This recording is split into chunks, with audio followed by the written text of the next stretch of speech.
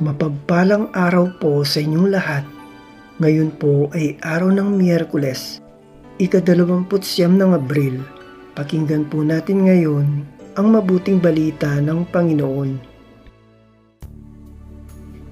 Pagbasa mula sa mga gawa ng mga apostol.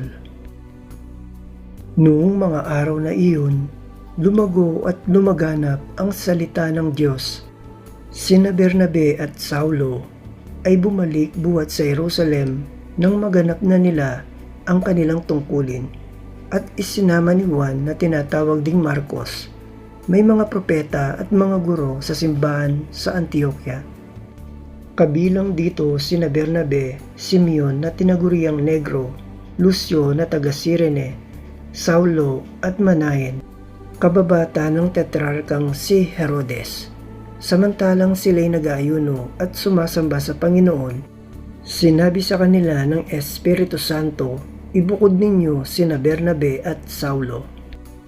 Sila'y hinirang ko para sa tanging gawaing inilaan ko sa kanila. Pagkatapos nilang mag-ayuno at manalangin, ipinatong nila sa dalawa ang kanilang mga kamay at sila'y pinayaon.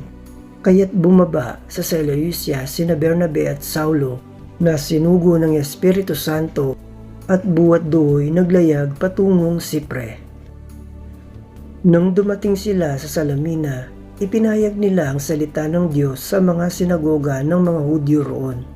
Kasama nila si Juan Marcos bilang katulong. Ang salita ng Diyos. Salamat sa Diyos. Salmong tugunan. Naway magpuri sa iyo ang lahat ng mga tao.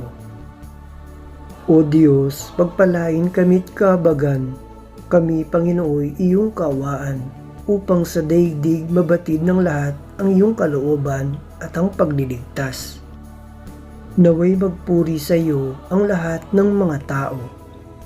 Naway purihin ka ng mga nilikha, pagkat matuwid kang humatol sa madla. Ikaw ang patnubay ng lahat ng bansa. Naway magpuri sa iyo ang lahat ng mga tao. Purihin ka nawa ng lahat ng tao, purihin ka nila sa lahat ng dako. Ang lahat sa amin, iyong pinagpala. Naway igalang ka ng lahat ng bansa. Naway magpuri sa iyo ang lahat ng mga tao. Aleluya, aleluya. Sinabi ni Jesucristo, ako ang ilaw ng mundo at buhay ng alagad ko. Aleluya, aleluya. Ang mabuting balita ng Panginoon ayon kay San Juan. Noong panahong iyon, malakas na sinabi ni Jesus, ang nananalig sa akin ay hindi lamang sa akin nananalig, kundi pati sa nagsugo sa akin, at ang nakakita sa akin ay nakakita sa kanya. Ako'y naparito bilang ilaw ng sanlibutan, upang hindi manatili sa kadiliman ang nananalig sa akin.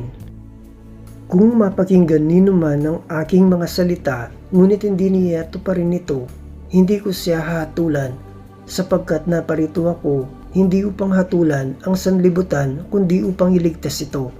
May hahatol sa sino mang magtakwil sa akin at hindi tumanggap sa aking mga salita. Ang salitang ipinahayag ko ang hahatol sa kanya sa huling araw.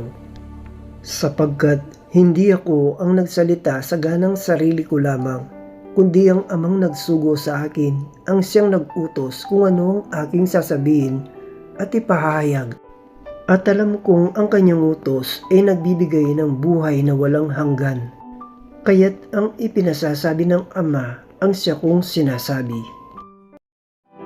Ang mabuting balita ng Panginoon.